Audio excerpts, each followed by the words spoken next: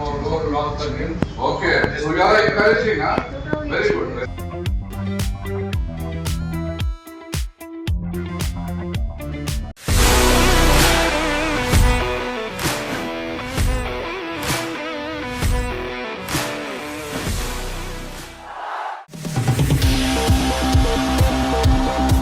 2025-এ একেবারে 25শে জুন থেকে শুরু হতে চলেছে সিএফএল এবং আপনারা সকলেই জানেন যে গত মরশুমের সিএফএলে কিন্তু রেফারি নিয়ে বেশ কয়েকটি সমস্যার সম্মুখীন হয়েছিল ক্লাব থেকে শুরু করে আইএফএ এবং এইবার সিএফএলের ঠিক কিছুদিন আগেই কিন্তু আইএফএ একটি ওয়ার্কশপ আয়োজন করেছিল এয়ারলাইন্স ক্লাবে এবং আপনাদেরকে জানিয়ে রাখি এই পুরো ওয়ার্কশপটি ছিল রেফারিদের উপরে, যেখানে রেফারি নিয়ে কিন্তু এত কেউ কিছু ভাবে না, সেখানে কিন্তু আইএফএ রেফারিদের নিয়ে চিন্তা ভাবনা করে বাইরে থেকে কিন্তু রেফারি হায়ার করে এনে তাদের দিয়ে কিন্তু রেফারি একটি ওয়ার্কশপ আয়োজন করেছিল এবং এই ওয়ার্কশপে আপনারা দেখবেন, বুঝতেই পারবেন, কিন্তু সেই ক্ষেত্রে রেফারিরা কি বলছেন এই বিষয়ে তাদের কাছ থেকে শুনবো এবং পুরো বিষয়টুকুই থাকছে আপনাদের জন্য।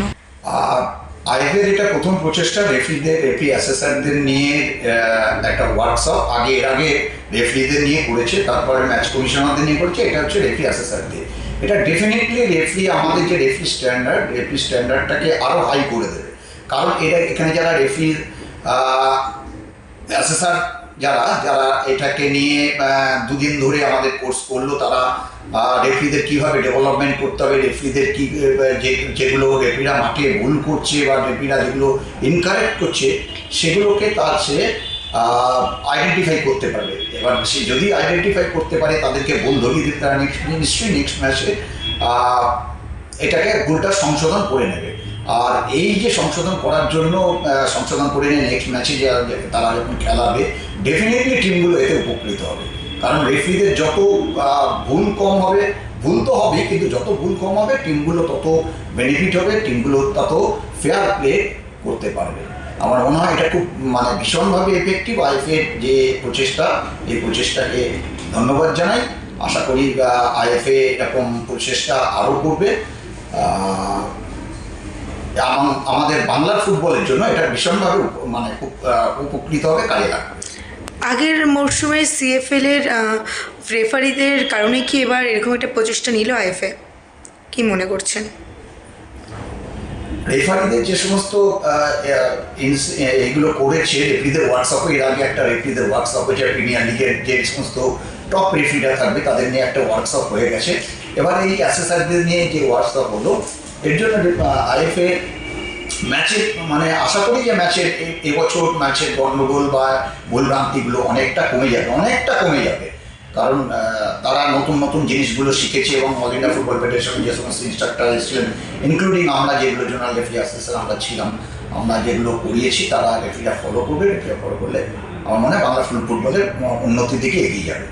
Well, from our side, we have tried our best to give the referee assessors who attended this course being conducted by IFA. So we have tried our best to see that whatever we deliver at the national level is being delivered here, because we need to have consistency and a common program all over the country. So I feel that the participants were very responsive. No doubt it will be one step at a time, and I be assured that they will be able to emulate and consume all the things that we have given them, and definitely a few of them should have shown potentials, and they should be able to become national level referee assessors also, for sure. শুনলাম সকলের কথা এবং বুঝতেই পারছেন যে গত মরশুমে সিএফএলের রেফারিদের যে প্রবলেমগুলি হয়েছিল বা যে প্রবলেমগুলি ফেস করতে হয়েছিল, সেইগুলি হয়তো এই মরশুমে ক্লাব থেকে শুরু করে আইএফএকে সেই জিনিসগুলো হয়তো ফেস করতে হবে না এবং সেই কারণে কিন্তু এই ওয়ার্কশপটি আয়োজন করেছিল আইএফএ। এবং অবশ্যই সিএফএলের দিকে আমাদের নজর থাকবে এবং আপনাদের নজর রাখতে হবে বাংলার পালস টিভিতে, কারণ এখানে কিন্তু ফুটবল থেকে ক্রিকেট, এমনকি সিএফএল থেকে আই লিগ, বিপিএল, এমনকি সমস্ত রকম খেলার আপডেট আপনারা পেয়ে যাবেন। তো দেখতে থাকুন বাংলার পালস টিভি এবং বাংলার পালস টিভিকে ফলো এবং সাবস্ক্রাইব করতে একদমই ভুলবেন না।